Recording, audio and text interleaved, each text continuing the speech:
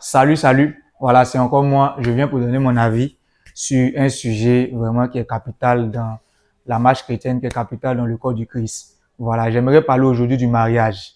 Voilà, on nous dira, est-ce que tu es marié? Est-ce que celui-là qui me parle, est-ce que lui-même il est marié? On le dit à chaque fois. Mais on n'a pas encore vu le paradis, mais on parle du paradis. On n'a pas encore vu le ciel, là où Dieu se trouve. Mais je crois qu'on parle du ciel avec une ferme assurance. Donc, si Dieu me donne une connaissance, je partage un point, un trait.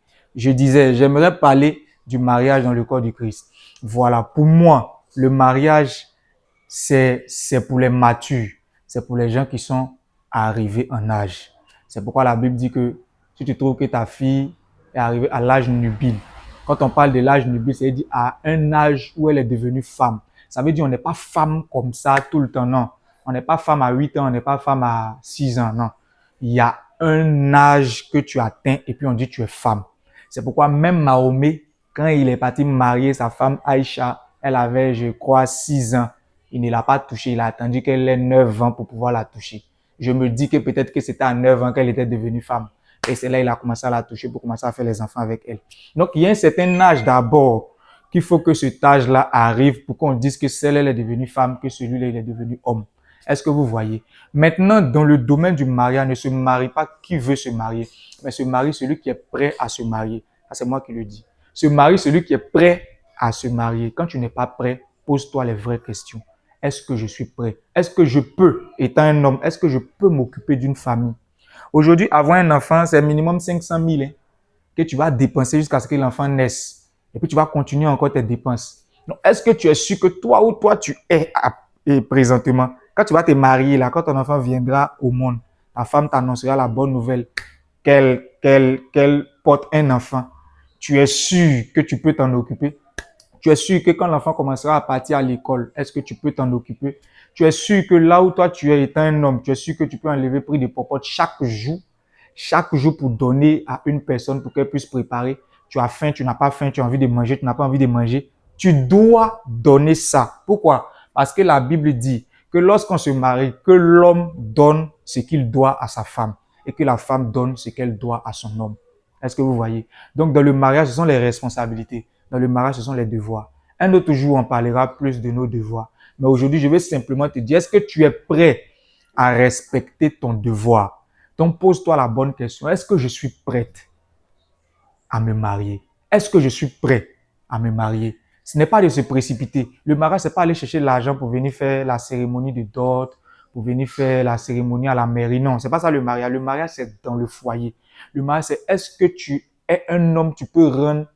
Moi, voilà la question que je me pose. Est-ce que tu peux rendre n'importe quelle femme heureuse?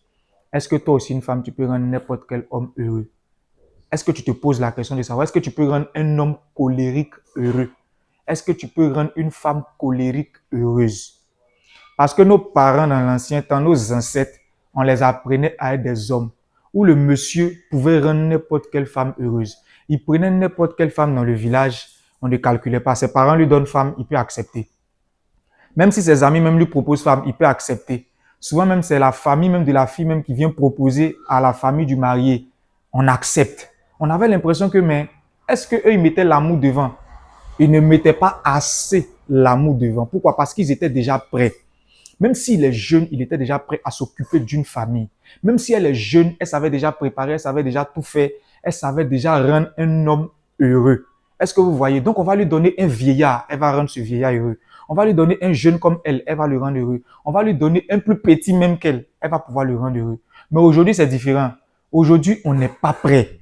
C'est-à-dire, cet homme-là même ne sait même pas s'occuper de lui-même. Comment il peut prétendre vouloir s'occuper de toute une famille? Elle ne sait même pas cuisiner, elle ne sait pas s'occuper d'elle-même. Comment elle peut prétendre vouloir s'occuper d'une famille?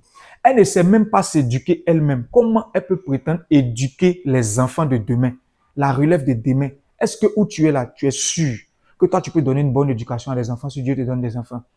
Toi étant femme, est-ce que toi étant homme, tu es sûr que tu peux donner une bonne éducation à ta famille, c'est-à-dire à ta femme? Tu peux la rendre meilleure, tu peux bien éduquer tes enfants. Est-ce que tu es sûr que tu peux?